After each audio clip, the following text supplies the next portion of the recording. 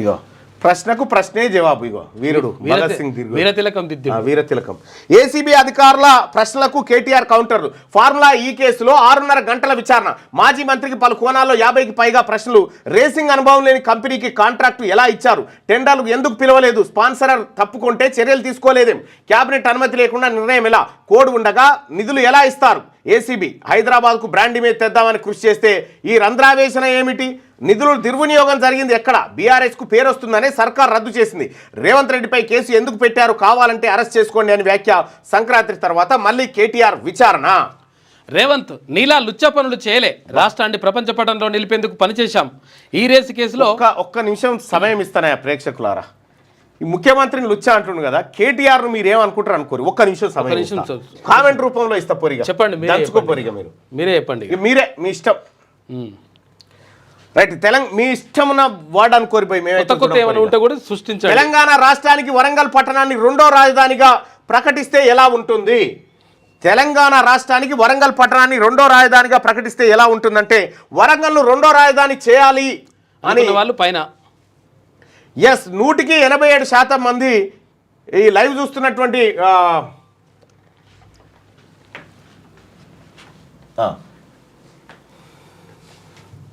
Hero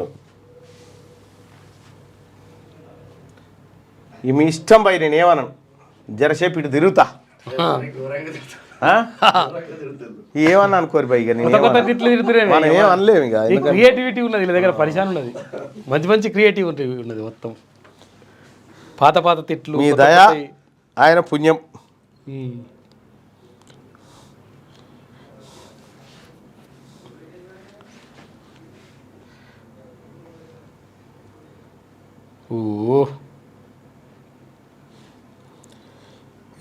ఇక బొంతి పోని brother పోనీ. కానీ కేటీ రామారావు గారు, నువ్వే తెలివి కల పిలగానమని, నీకే తెలివి ఉందని భూప్రపంచం మీద, అసలు నువ్వు పుచ్చినాకనే ప్రజలంతా నాగరికత వైపు మళ్ళినట్టుగా ఈ బంజే ఈ డైలాగులన్నీ. ఈ తెలంగాణ గడ్డ అనేక మంది దుష్టులను చూసి ఈడుంది. నువ్వు ఇంకా మితిమీరిపోయి ఇంకేదో చేస్తా అనుకుంటే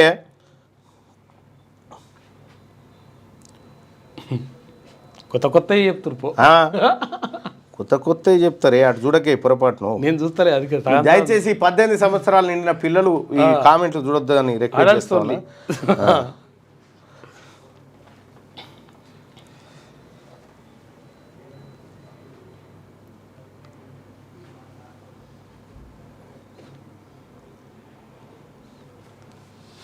పాత ఈ కొత్త అన్నీ కలిపి మిక్సీ చేసి కొడుతురు.